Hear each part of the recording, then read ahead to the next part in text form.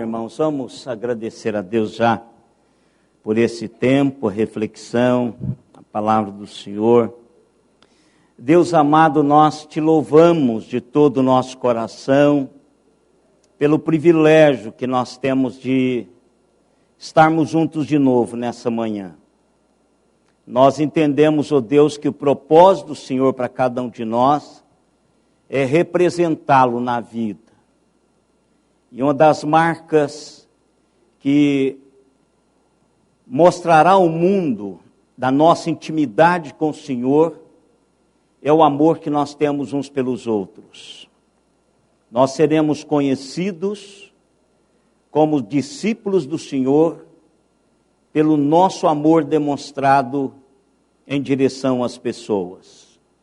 Por isso, ó Pai, que nesta manhã, já pensando na Tua palavra, que o Senhor esteja dando a cada um esta percepção de que não é uma opção eu amar outra pessoa, outro ser humano, mas é uma obrigação minha como filho do Senhor.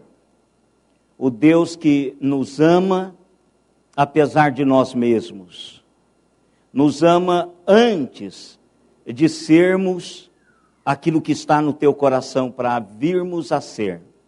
Por isso, ó Pai, em nome de Jesus, que o Senhor nos dê, através do teu Espírito Santo, que é o que derrama continuamente, diariamente, o teu amor nos nossos corações, que nos faça, Senhor, historificar esse amor com as pessoas que estão ao nosso lado, que cruzarão conosco, que o Senhor nos ajude a amá-las, apesar delas mesmas, mas a favor do grande amor que o Senhor tem nos amado.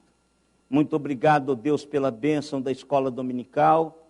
Muito obrigado, ó Pai, pela reunião do presbitério ontem. Obrigado pelas decisões em conformidade à Tua vontade, que o Senhor esteja produzindo através delas os resultados na vida das igrejas. Obrigado, ó Deus, pela bênção de estarmos juntos mais uma vez para estudarmos a Tua palavra. Em nome de Jesus é que nós te pedimos isso. Amém, Senhor. Amém. Só para dizer, irmãos, ontem eu não fui à reunião. Que hora que vocês chegaram, irmão? Quase 10. 9h30 terminou. Foi matão, né? Então, eu não fui, mas os pastores da igreja foram, e o presbítero Walter como nosso representante. Então, tão logo vai chegar o relatório das decisões, a que tem a ver conosco, foram essas duas, né? A vinda do... aqui... Tá, o ministério da igreja.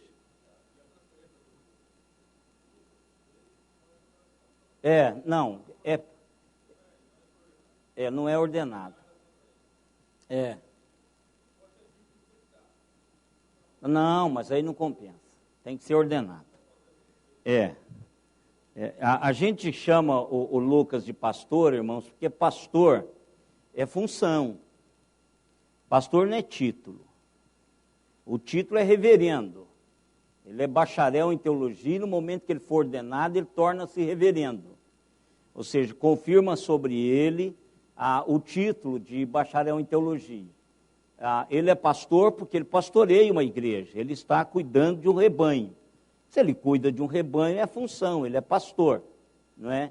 Então, porque muita gente pode pensar, mas se ele é bacharel, não foi ordenado, por que a gente chama ele de pastor? Pastor é função. Isso é? Quer, meu irmão? Tem apóstolo por aí, né, meu irmão? Então, as outras decisões serão transmitidas ao conselho da igreja através de um relatório. Nós vamos continuar, irmãos. Nós deixamos José no capítulo 37, vendido para os ismaelitas, uma comitiva de mercadores E no interregno da continuação da história de José, nós temos o capítulo 38. É aquela palavrinha entre mentes. Então, entre a continuidade da história de José, aqui aparece Judá, não é? Judá foi aquele que resolveu interferir para vender José para o Egito, para aquela comissão, aquela comitiva de mercadores. Então aí a história de Judá é contada, e uma história não muito boa, uma história que só mostra que as inclinações mesmo dos irmãos de José. Então 38 conta a história de Judá e Tamar. E aí é fruto depois de um outro estudo. Nós não vamos agora trabalhar a vida de Judá e Tamar. Mas no verso 39, no capítulo 39, aí sim continua a história de José.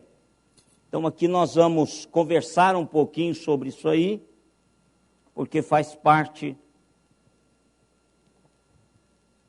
da vida de José. Vamos ler, irmãos. Eu quero ler com os irmãos até o verso 16.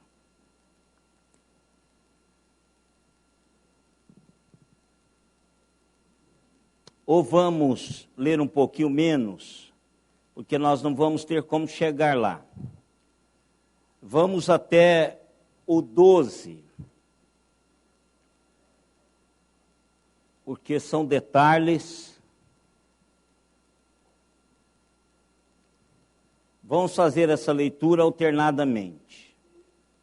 José foi levado ao Egito e Potifar, oficial de Faraó, comandante da guarda egípcio, comprou dos ismaelitas que o tinham levado para lá.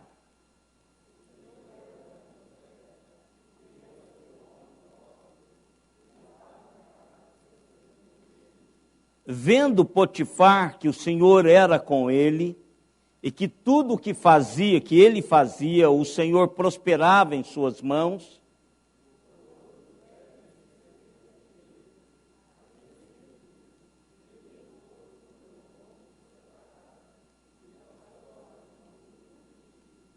e desde que eu fizera mordomo da sua casa e sobre tudo que tinha, o Senhor abençoou a casa do egípcio por amor de José.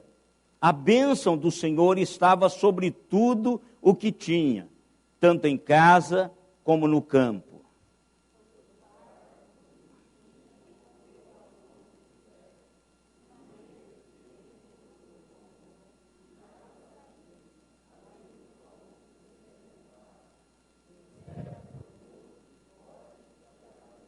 Aconteceu depois dessas coisas que a mulher do seu senhor pôs os olhos em José e lhe disse: deita-te comigo.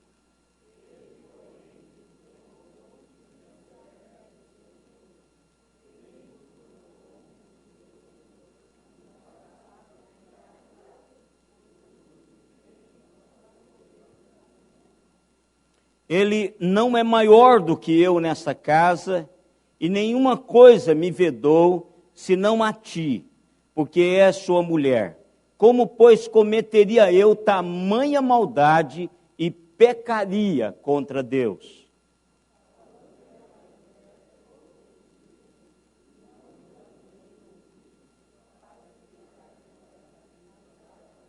Sucedeu que, certo dia, veio ele à casa para atender aos negócios, e ninguém dos de casa se achava presente.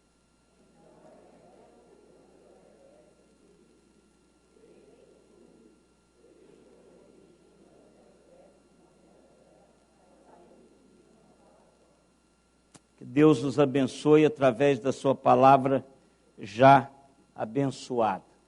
Eu só quero perguntar aos irmãos como foi que eu terminei o estudo domingo passado. qual foi a minha última palavra, minhas últimas palavras domingo passado.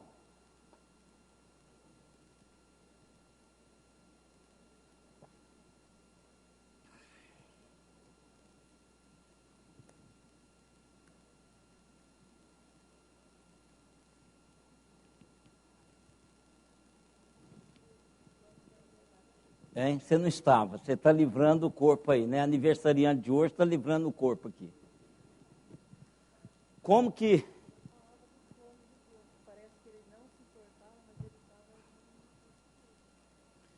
Deus estava agindo nos bastidores. Tem a ver.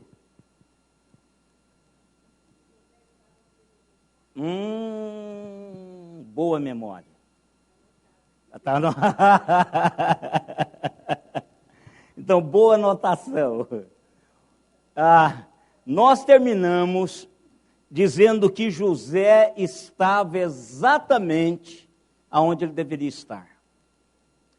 E mostramos isso, que Deus ele trabalha nos bastidores, que Deus não é pego de surpresa, que Deus tem um plano e que Deus faz com que todas as coisas cooperam conjuntamente para que esses teus propósitos aconteçam.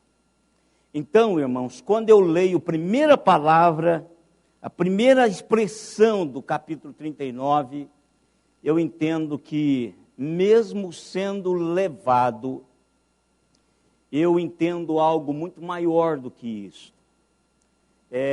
O texto diz o seguinte: José foi levado ao Egito. Então, o instrumento, o meio pelo qual Deus usa para levar-nos aonde Ele quer que estejamos, não importa. Não importa. Aqueles ismaelitas, eles chegaram no momento certo. Judá foi movido por um momento de lucidez espiritual, de conexão com o projeto de Deus, que o perdeu depois, mas ele falou, vamos vendê-lo. E aí, José agora está exatamente no espaço geográfico que Deus sonha para ele estar. Então eu preciso, e você precisa, de ter isso no coração. Eu preciso de entender que Deus sempre nos coloca aonde nós deveríamos estar. E essa é uma preocupação que eu e vocês temos que ter. O Esmilinguido, uma vez, há muito tempo atrás, e muitos de vocês aí da época do Esmilinguido, né? Então tinha um quadrinho do Esmilinguido que dizia assim: o lugar mais seguro para se estar é no centro da vontade de Deus. E ele ficava dos mais confortados, a formiguinha assim, confortável, num determinado lugar que eles desenharam lá. Então, quando é que eu vou estar seguro? Quando eu estiver no centro da vontade de Deus, mesmo estando no lugar que eu não entendo porque eu estou lá, mesmo sofrendo por decisões de outros, não importa. Deus, ele trabalha no turno da noite. O texto começa, e para mim esse começo aqui é algo que chama muita atenção, é o eixo sobre o qual todo o texto vai trabalhar. José foi levado ao Egito.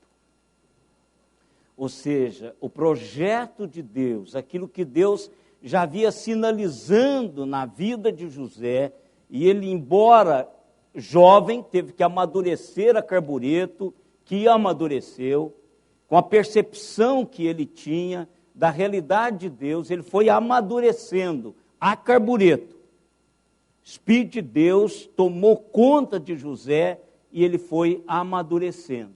Então, o fato é que o lugar para José estar não era com seu pai, não era com seus irmãos, não era com as suas madrastas, mas era exatamente sozinho naquele lugar e da maneira como ele chegou. Então eu queria começar perguntando aos irmãos: o que você acha de José, do sentimento de José agora? Ele tinha sido o filho favorito do pai, ele era, assim, dentre todos os irmãos, o mais confiável, que tinha um caráter irrepreensível, porque o pai o indicava para ir ver os irmãos. Ele tinha sonhos encorajadores, grandiosos para o futuro. Ele sentia que Deus tinha algo para a sua vida, o pai também sabia disso, e os próprios irmãos sabiam que ele tinha alguma coisa diferente. E de repente, ele perde tudo isso. Eu e vocês estamos olhando de cima. Ele não. Ele está caminhando na areia quente do deserto, está chegando num país em que ele não sabe falar a língua, ele está chegando num local na condição de escravo.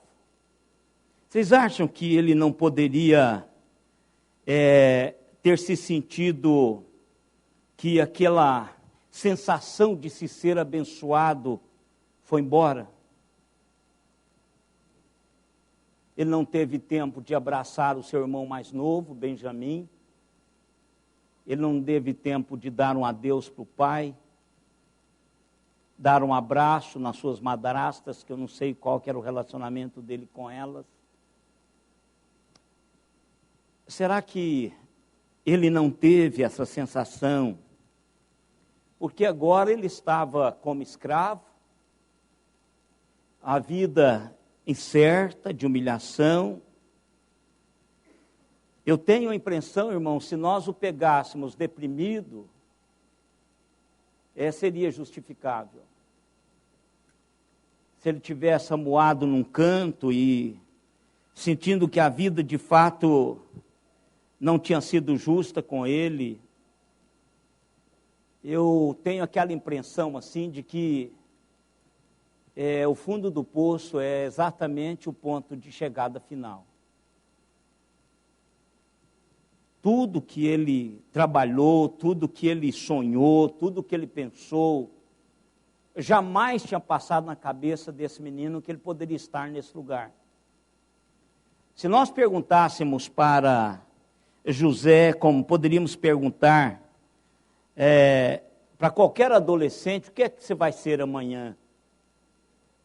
Se nós perguntássemos para José, o que é que você vai ser amanhã? Ele poderia dizer, se eu vou ser pastor, como foi pastor o meu bisavô, o meu avô e meu pai. A minha lida vai ser com gado, com ovelhas. Mas só que ele agora já não tem mais nenhuma perspectiva futura. Ele está preso e ele agora vai ser vendido para quem der mais. Muitas vezes, irmãos, situações idênticas a estas nos levam a nos afastar de Deus, ao invés de servi-lo cada vez mais fiel e resignadamente. Quantas vezes as nossas decepções com a vida, com aquilo que nos acontece, a gente foge do Senhor. Não deu certo, o projeto não foi aquele projeto que eu sempre sonhei, ele não aconteceu, e a gente não cogita na possibilidade que tudo isso faz parte do projeto, a gente não cogita isso. Simplesmente a gente dá um basta, e a gente não precisa de ir muito longe, irmãos. Nós temos pessoas à nossa volta, às vezes tem até acontecido conosco mesmo, na nossa própria caminhada existencial. Às vezes as coisas abatem-nos de tal maneira que ao invés de nos aproximarmos mais de Deus, Em vez de caminharmos mais diante do Senhor, a gente se afasta do Senhor.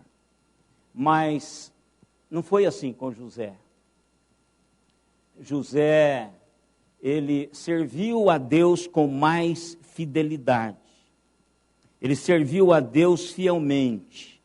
E serviu tão fielmente que o senhor que o comprou, ele era escravo nessa casa, percebeu algo especial na vida de José. Ele entendeu que José tinha algo diferente. O texto diz que Potifar entende que Deus abençoava José. Agora veja, Potifar era uma pessoa importante. E talvez José tenha partilhado alguma coisa com Potifar acerca do seu Deus. Ou às vezes Potifar tenha visto José em atitudes diferentes dos outros escravos em momentos a sós. Momentos a sós. E talvez ele tenha perguntado, por que você passa tanto tempo a sós? Por que você é diferente dos outros? José entende que a bênção, a verdadeira bênção, vem do caminhar com Deus e não tem nada a ver com as circunstâncias que nos acontecem. Isso aqui foi algo que José aprendeu. Foi algo que eu tiro da vida de José.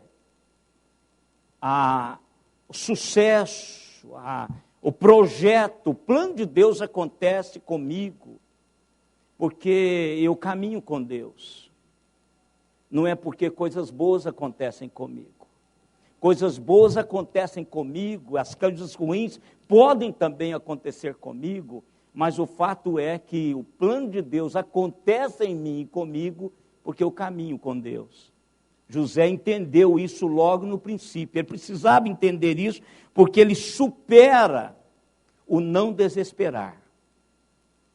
Porque qualquer um, irmãos, poderia desesperar no momento desse. É um adolescente. Não esqueça que José é um adolescente.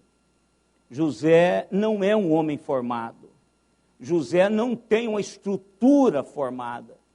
Então aquilo poderia ter dado a ele um ponto de desespero, ele ter entrado em parafuso, ele ter desesperado ao extremo por aquela situação que ele estava. Com isso, eu entendo que José aprendeu duas lições que nós precisamos de aprender também. Que Deus tinha um plano para a sua vida. Primeira coisa, sabe aqueles manipuladores espirituais, que o cara sai do lugar assim? Eu vi isso muito acontecer. Isso não me atingia, porque eu entendo, se Deus tem para fazer alguma coisa comigo, Ele tem que contar para mim primeiro. Deus não terciariza as coisas importantes das nossas vidas. Ninguém precisa dizer para mim que eu sou salvo, sou eu que preciso entender que sou salvo. Porque no final das contas, vai ser eu e Deus. Eu não vou ter respaldo de ninguém na hora de atravessar o rio. Isso sou eu e Deus. Então, antigamente, tinha muito desses charlatões, que hoje tem muito mais. Camarada saía assim, pegava um jovem que estava lá, um jovem que tinha uma aparência assim, tal, chegava e dizia assim, Deus tem um plano para a sua vida, Deus quer usá-lo, tal, né? E a pessoa acreditava nisso. Não de terceiros, mas de você saber que Deus tem um plano para a sua vida. Que Deus, Ele fala com você, Ele imprime na sua mente que tem algo maior, aqui e agora, e além do aqui e agora. O além do aqui e agora não é para eu fazer nada. O além do aqui e agora é Deus que vai fazer tudo. Até porque a maioria vai estar em condição de não poder fazer nada mesmo. Nós vamos estar mortos. Se Jesus não voltar enquanto estamos vivos, nós estaremos mortos. Então, a partir desse momento em que o meu corpo vai baixar à sepultura, é só Deus que vai fazer. Mas esse momento aqui e agora, Deus quer fazer através de mim e de você. Por isso que chama um plano. Deus tem um plano para mim e para a sua vida. E Ele tem mesmo, Ele não nos salva sem isso, irmãos. O fato de já sermos salvos, existe algo que Deus quer fazer com a minha e com a sua vida. Uns vão projetar uma sombra maior, outros vão projetar uma sombra menor, outros simplesmente vão estar plantados num lugar. E o fato de se estar plantado naquele lugar é o que Deus quer para ele. Então não tem, Deus não tem plano porque você não sai do banco. Não é isso, Deus tem um plano. E a gente precisa entender isso. Então o que José entendeu foi isso. Enquanto ele estava indo, imagina o que passou na cabeça desse menino. Quando ele foi vendido, quando ele viu a casa para onde ele foi, imagina o que estava na cabeça desse menino. Mas uma coisa estava certa na cabeça desse menino. Deus tem um plano. Ele não sabia que plano era esse, mas Deus tinha um plano. Deus tem um plano para mim e a sua vida. Deus sempre teve um plano para mim e para você. Teve um plano antes, tem um plano para hoje e tem um plano para o futuro. Eu entendo isso. São cíclicos os planos de Deus nas nossas vidas. Um momento é um tempo, outro momento é outro tempo, e outro momento, outro de novo. Então Deus tem. Foi um tempo de José ficar com os pais, um tempo de José experimentar o aconchego do carinho do pai, outro tempo de José ser decepcionado pelos seus próprios irmãos, e agora um tempo de ser escravo e vendido como escravo comum, agora é um tempo de servir como escravo. Mas ele entendia que Deus tinha um plano. Isso é importante para as nossas vidas, irmãos. Deus tem um plano. Deus tem um plano. Eu planto abacate, e o plano de Deus para aquele pé de abacate é produzir abacate. Eu planto jabuticaba, o irmão Ziel planta as mudas de jabuticaba. O plano de Deus é que aquela jabuticabeira produza jabuticabas. Agora, muito mais eu e vocês. Deus planta a vida dele em mim e você, e Ele espera que os frutos da vida espiritual aconteçam na minha e na sua vida. Isso é natural. Deus espera isso. Deus espera isso. E esse é o plano de Deus. Então José entendeu esse plano de Deus, o que Deus tinha um plano para a sua vida. E isso exigia da parte de José fidelidade com relação a esse plano. Irmãos, quando eu sei o que Deus quer para a minha vida, então eu tenho que ser fiel a isso. Eu tenho que valorizar isso. Eu tenho que dar ênfase. Eu tenho que embebedar a minha existência disto. E exatamente a concepção de que havia um plano de Deus, um plano existencial para a vida de José, essas duas verdades governaram e influenciaram tudo que José fez. E tudo ao seu redor tomou conhecimento de que havia algo diferente em José e no que ele fazia. Todo mundo à sua volta viu isso. José representou os que pertencem a Deus.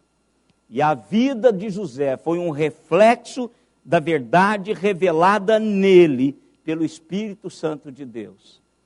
E a minha, a sua vida deve também ser o reflexo da verdade que o Espírito Santo de Deus compartilha conosco para vivermos lá fora.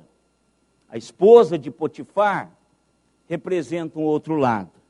A esposa de Potifar representa aquele sem nenhuma autoridade moral, além deles mesmos, que só vive para a satisfação dos seus próprios desejos, sem nenhuma reflexão consequencial, temporal ou eterna. José, por outro lado, ele media tudo segundo o paradigma de Deus. Ele aferia suas ações por aquilo que ele entendia de Deus, por aquilo que Deus havia revelado no seu coração, por aquilo que Deus estava falando com ele e trabalhando a sua vida. E quando nós olhamos, irmãos, para essa história, principalmente essa parte aqui definitiva na vida de José, mostra-nos através desse caminhar de José que este é um drama que ainda tem sido representado a cada dia, na minha e na sua história. Como pessoas de Deus, somos chamados para historificar as verdades reveladas de Deus no meu e no seu coração, através da palavra de Deus e daquilo pelo qual Deus nos chamou para representar, que é representar a realidade de Jesus trabalhando nas nossas vidas. Por isso, irmãos, que nós estamos vivendo em uma cultura que não só é hostil às coisas de Deus, mas que também tem intenção de seduzir-nos para manter-nos no seu nível. Cultura presente, ela é hostil à realidade de Deus e tenta seduzir-nos para manter-nos ao nível dela. Este é o grande desafio, meu e seu, e esse foi o desafio que José teve durante a sua caminhada. O verso 3, irmãos, nos diz que José, 39:3, José recebeu testemunho de Potifar, um pagão, que o Senhor era com ele. Vendo Potifar que o Senhor era com ele e que tudo o que ele fazia, o Senhor prosperava em suas mãos. Ou seja, Potifar entendeu que aquele jovem era um jovem diferente, que aquele jovem tinha algo diferente. E claro que nessa altura, ele já o conheceu melhor, nessa altura ele já deixou de fazer o serviço simples, nessa altura ele já deixou de varrer, rastelar o quintal, nessa altura ele já havia galgado a confiança do seu Senhor. E essa confiança foi galgada, foi conquistada pelo estilo de vida espiritual que ele viveu, servindo com fidelidade ao seu Senhor. Às vezes, irmãos, nós queremos ser abençoados por Deus a partir da malandragem brasileira, da esperteza, do ganhar fácil. Nós temos um estigma, irmãos, que crente é enrolão. Mas não é o mundo que está dizendo, é nós que estamos vivendo assim. Tem gente que vive dessa maneira. Eu sei que tem crentes extremamente fiéis. Eu sei disso. Mas a gente tem percebido no mundo lá fora que as pessoas não querem mais fazer negócio conosco. Simplesmente porque nós somos crentes. Porque o que aparece na mídia, o que aparece para as pessoas verem, são pessoas que são golpistas. Pessoas que aproveitam da boa fé dos outros. A Potifar entendeu outra coisa. Potifar entendeu que esse jovem, ele era diferente de todos os seus escravos. Os nossos patrões, eles precisam saber que nós somos diferentes de todos os outros empregados. Que nós somos pessoas que, em primeiro lugar, fazemos para eles como se nós estivéssemos fazendo para o Senhor. É essa a recomendação neotestamentária. Paulo diz, olha, trabalhe de tal maneira que você esteja trabalhando para os seus senhores, está falando de escravos, para os seus senhores, como se estivesse trabalhando para o Senhor, seu Deus. Eu imagino que José fez isso, irmãos. José fez isso porque o que o promoveu foi exatamente a caminhada de José com Deus e a percepção de que aquilo que estava acontecendo por algo que estava além de José. Por algo que estava além de José. Havia um trabalhar sobrenatural na vida de José e Potifar entendeu isso. Então, irmãos, agora nós estamos no momento crítico dessa caminhada de José. José está bem, estabeleceu-se, e o texto não diz que José era um alvo da mulher de Potifar enquanto ele estava rastelando o quintal, enquanto ele estava na cocheira cuidando dos animais, enquanto ele estava no campo, porque ele era um igual a qualquer outro. Mas agora José é promovido. José é promovido. E o grande perigo, irmãos, das nossas vidas é quando Deus trabalha de tal maneira nas nossas vidas que somos promovidos. Aí começa a batalha. Enquanto a vida corre naturalmente como qualquer outro mortal, enquanto as pessoas à nossa volta não percebem o quanto é que nós representamos para o projeto de Deus, o perigo é aquele perigo comum, fácil de se ser percebido, não tem muita insistência, fácil de se ser livrado. Mas quando nós começamos a trilhar o projeto de Deus, o sonho do coração de Deus para as nossas vidas, as coisas começam a ser mais direcionadas. A mira, ela é calibrada para cada um de nós. Ela não joga como se fosse um tiro de espingarda de carregar para a boca, para ver em quem vai atirar, a quem vai atingir. Mas ela é direcionada. Ele faz a mira exatamente onde estamos e no lugar que nós estamos. Então, o que acontece agora, irmãos, que eu gostaria de conversar com os irmãos, exatamente isso. Como lidar com a tentação? Eu e vocês somos tentados. Alguns têm uma estrutura melhor na área sexual, mas não têm na área financeira. Outros são estruturados na área financeira, mas não são na área sexual. Outros são tentados por N outras coisas. Bom profissional, bom esposo, não trai, fiel e tal, mas já tem outros calos. Tem outros calcanhares de Aquiles.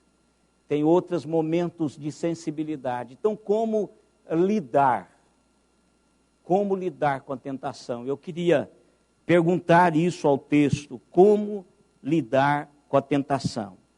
E o primeiro princípio, irmãos, que eu gostaria de conversar com os irmãos, é que a tentação frequentemente chega quando você menos espera. Aquele start acontece quando você menos espera. Eu não sei se você já tem essa experiência. Diz que o que faz o ladrão é a ocasião. E às vezes nós nos convivemos o tempo todo e não tem nada, não aconteceu nada, não tem nenhuma brecha, não tem nenhuma insinuação, mas de repente chega o dinheiro, a moral, o assédio e muitas outras coisas podem chegar e chegam de repente. Olha o verso 6 e 7, irmãos, que é exatamente aonde chegou. Olha aí, Potifar, tudo que tinha confiou às mãos de José, de maneira que, tendo por mordomo, de nada sabia, além do pão que se alimentava. José era formoso de porte e de aparência. Aconteceu depois dessas coisas, que a mulher do seu senhor pôs os olhos em José. Olha que coisa interessante. José estava no topo. José não tinha mais o trabalho duro. José agora, eu tenho a impressão que até a roupa de José mudou. Porque quando eu chego numa empresa que usa capacete, você pode olhar os capacetes gerais, depois você vê um outro capacete de uma cor que já tem menos, aí depois tem uma outra cor de capacete que você olha que já não tem tanto, e depois você olha uma outra cor de capacete que tem um ou dois daquela cor. Então eu entendo que até as roupas de José agora mudou.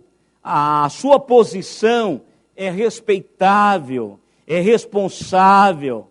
Então, exatamente nesse momento da vida de José, é que a tentação bate à porta. É no momento em que ele está bem, é no momento em que as dores já estão sendo diluídas através das bênçãos do Senhor. A mulher de Potifar bota o olho nesse camarada. Então, irmãos, eu tenho aprendido uma coisa aqui. Nós devemos nos prevenir da tentação quando tivermos experimentado vitórias. Quando pensarmos que já chegamos. Quando acharmos que tudo que nós tínhamos já experimentado, tudo quanto nós tínhamos que experimentar, nós já experimentamos. Que pode ser exatamente nesse momento que nós baixamos a guarda. Pode ser nesse momento em que alguém bate o olho, não precisa ser uma mulher. Porque a tentação não se resume a um assédio sexual. Isso não é só isso. Há uma gama enorme de ferramentas que o inferno usa para tirar-nos da perspectiva de Deus. E eu sei qual é a minha e você sabe qual é a sua. Então é aí que se precisa montar a guarda. E o texto abre um parênteses que eu acho interessante. Era um cara sarado. Era um camarada sarado. Não era um baixinho de 1,5 metro. Era um menino que cresceu num trabalho forçado. Sem academia, ele tinha sim uma musculatura que o definia. O texto diz que ele era bem aparentado. Ele era alguém que se chamava a atenção. Formoso. de porte. Ou seja, ele chegava e todo mundo sabia que ele estava presente. Ele era um cara bonitão. Ela deve ter pensado assim, puxa vida, eu não tinha pensado nesse menino, que hebreu lindo. Bronzeado pelo serviço, jovem. Irmãos, quando foi que Davi foi tentado? Vocês estão doutores de Davi. Quando foi que Davi, Ele estava morgando, largaticheando, mas esse bem bom dele, alguma coisa fez acontecer. O que estava acontecendo no reino de Israel? Primeiro, ele estava no seu auge. Primeira coisa, senhor? Ele conquistou tudo. Ele unificou o reino de Israel. Ele estava bem. Ele estava em tal condições que agora ele não precisava mais ir à guerra. Ele já tinha um exército tão bem treinado, fazendo exatamente aquilo que ele queria. Tanto faz ele estar no campo de guerra como não estar, o exército estava fazendo exatamente aquilo se ele estivesse.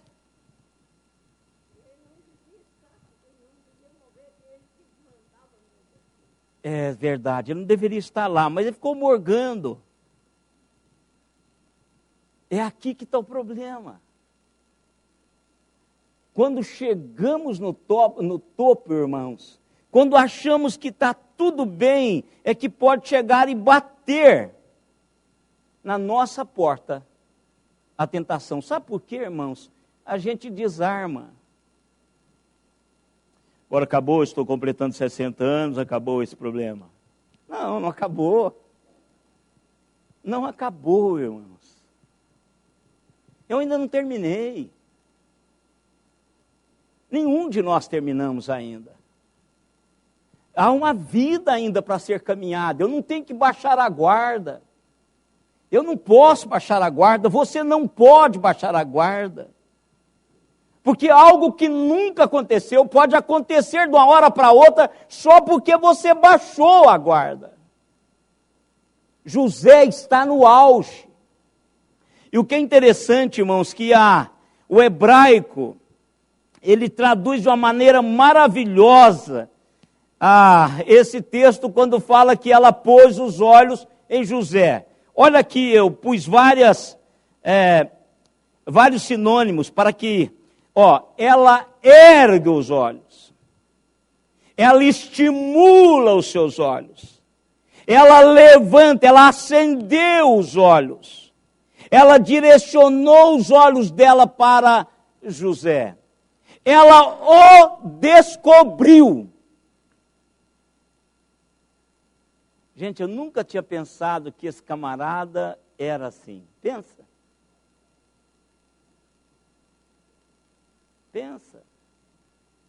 Gente, eu nunca tinha visto essa mulher desse jeito. Olha como ela é. Olha, eu nunca imaginava que era tão fácil levar parte desse dinheiro para casa. Está aqui já, né, mãe? Olha, está aqui, eu vou levar esse negócio. Está tão fácil, ninguém está pedindo as contas. Isso é um desmando mesmo, essa empresa. Eu vou dar dinheiro para todo mundo. É assim que acontece, irmãos. Levanta os olhos, percebe. A Bíblia diz que ela pôs os olhos. Mas ele, irmãos, olha que negócio fantástico. Ele não quis, ele não deu trégua a essa mulher. Ele fez de conta que ela não estava olhando para ele. Ele não cruzou o olhar com ela, ele não deu uma piscadinha para ela, ele não correspondeu a isso, ele não alimentou, ele não pôs a lenha no fogo. José poderia ter cedido, irmãos. Não soprou a brasa. É isso mesmo, só falou certo. Soprar a brasa esquenta o negócio mais. José poderia ter cedido sim, irmãos. Poderia ter ido para a cama com essa mulher, ou qualquer outro lugar, na cozinha, em qualquer lugar. Ele poderia ter justificado isto da seguinte maneira: olha, a vida não foi fácil para mim. Agora aparece essa mulher aí, essa mulherão, não era feia, irmãos. Um homem daquela posição no Egito não tinha mulher feia. Pode ter certeza, ela não é feia, porque se ela fosse feia também ela não partiria para cima dele não, porque ela era muito bonita. Ele poderia ter trabalhado isso no seu coração, racionalizado e partido para cima da mulher, ter um caso com ela. Pensado o seguinte, olha, se eu tiver um caso com ela, vai ficar melhor ainda para mim aqui. Aí eu já vou ter os bens e a mulher do cara. Qualquer momento desse, a gente trama alguma coisa, esse cara perde a vida aí acidentalmente. Ou vocês acham que isso é só hoje? Crime passional? Toda a vida houve. Muito tempo, mas muito tempo, enquanto gente está. Se nós parássemos, irmãos, nesse momento, e fechássemos as nossas Bíblias e disséssemos, olha, está tudo bem, José resistiu. A gente poderia entender que foi fácil, mas não foi fácil. Mas eu quero, antes de terminar, irmãos, dizer algo para os irmãos que eu tenho observado no escritório pastoral. Ser tentado, irmãos, não é pecado. Isso. Não é pecado ser tentado, irmãos. Muitas pessoas, elas sentem culpa desnecessária porque foram tentados. E elas comparam a tentação com o pecado. Às vezes somos, como diz Tiago, somos tentados pela nossa própria cobiça. Deus não tenta ninguém. O tentador é outro. Mas nem tudo é o tentador. Eu quero dizer para os irmãos que o tentador faz, às vezes, é pegar uma carona no que nós já construímos. É o que nós já construímos, ele só empurra. Na beirada do precipício nós já chegamos. Então, ser tentado não é pecado. Por que eu sei que não é pecado? O que é que Hebreus 4,15 nos diz?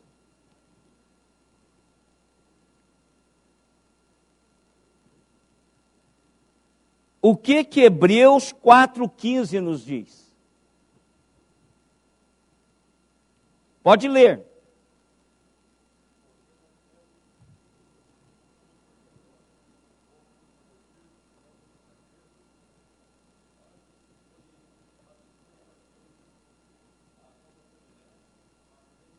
Pronto.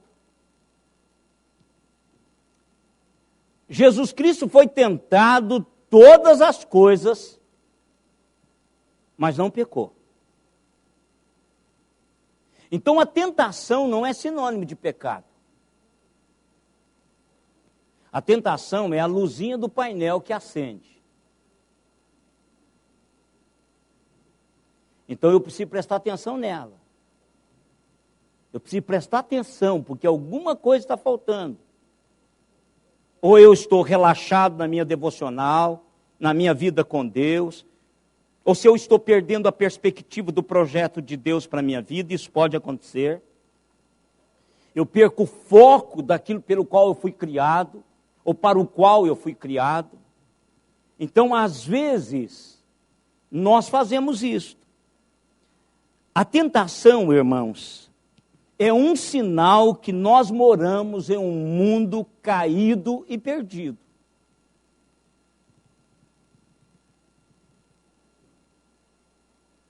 moramos, habitamos num mundo caído e perdido.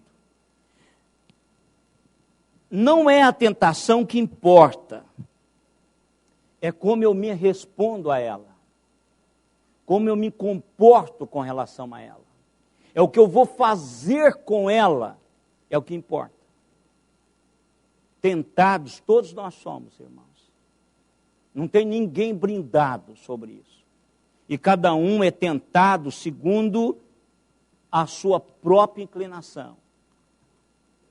Tem pessoas que é dinheiro, pessoas que é mentira, pessoas que é questão moral, não importa.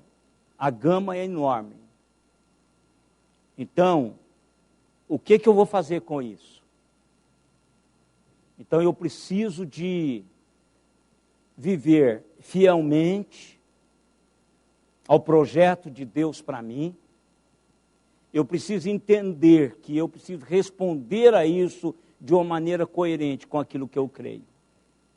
E é o que nós vamos ver na próxima semana. Nós vamos trabalhar essa segunda parte. A tentação, frequentemente, ela chega quando menos esperamos. Ela surpreende-nos. O que não víamos, passamos a ver. O que não sentíamos, passamos a sentir. O que não queríamos, passamos a querer. O que não desejávamos, passamos a desejar. Então chega e a gente não espera. Como a maioria das coisas nas nossas vidas. E que Deus nos abençoe e nos guarde. Que Deus nos dê sempre a perspectiva correta do plano dele para mim e para você, enquanto estamos aqui.